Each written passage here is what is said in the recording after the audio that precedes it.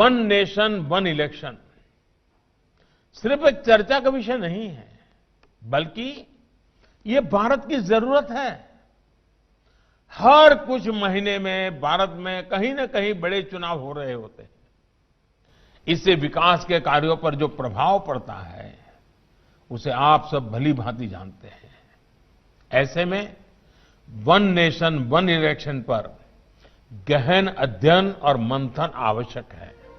क्या आप जानते हैं कि भारत में चुनावी प्रक्रिया कैसे एक नए युग में प्रवेश कर सकती है? क्या एक राष्ट्र एक चुनाव का सिद्धांत वास्तव में देश के विकास और सामाजिक समरसता को बढ़ावा दे सकता है? आइए इस विचार को गहराई से जानें और इसके प्रभावों को समझें। नमस्कार, आप देख रहे हैं न्यूज और मैं हूं आपके साथ तनु शर्मा।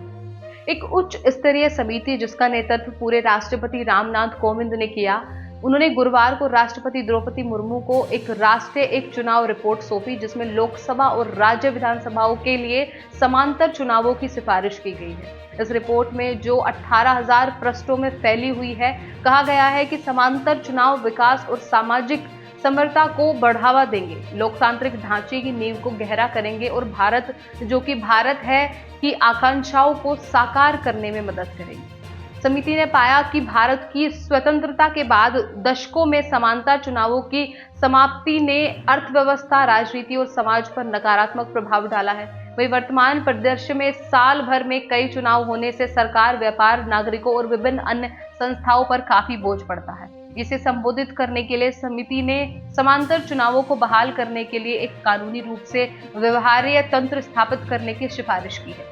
समिति ने लोकसभा और राज्य विधानसभाओं के लिए समांतर चुनावों को पहले चरण के रूप में आयोजित करने की सिफारिश की है। इसके बाद नगर पालिकाओं और पंचायतों के चुनावों को वहीं लोकसभा और राज्य विधानसभाओं के चुनावों के साथ समन्वय किया जाएगा, यह सुनिश्चित करते हुए कि वे मुख्य चुनावों के 100 दिनों के भीतर ही हों। चुनावों के समन्वय की सुविधा के लिए समिति ने सिफारिश की है कि भारत के राष्ट्रपति एक सामान्य चुनाव के बाद लोकसभा की पहली बैठक पर जारी एक अधिसूचना के माध्यम से एक नियत तारीख निर्धारित करें।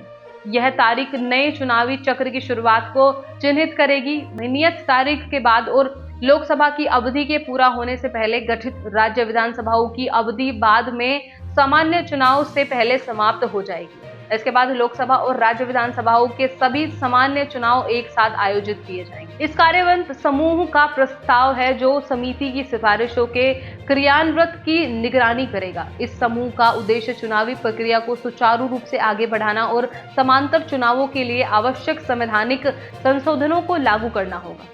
समिति ने पंचायतों और नगरपालिकाओं में समांतर चुनावों के लिए संविधान में अनुच्छेद 324A की शुरुआत और एकल चुनावी सूची और एकल मतदाता फोटो पहचान पत्र के लिए अनुच्छेद 325 में संशोधन की सिफारिश की है। वहीं संशोधन के लिए राज्य द्वारा अनुमोदन की आवश्यकता होगी। इसके अलावा समिति ने एक हंग हाउस या अविश्वास प्रस्ताव की स्थिति को संबोधित किया है, जिसमें प्रस्तावित है कि नए सदन के गठन के लिए ताजा चुनाव किए जा सकते हैं। इसके लिए अनुच्छेद 83 और अनुच्छेद 172 में संवैधानिक संशोधन आवश्यक होंगे, जिनके लिए राज्य अनुमोदन की आवश्यकता नहीं होगी।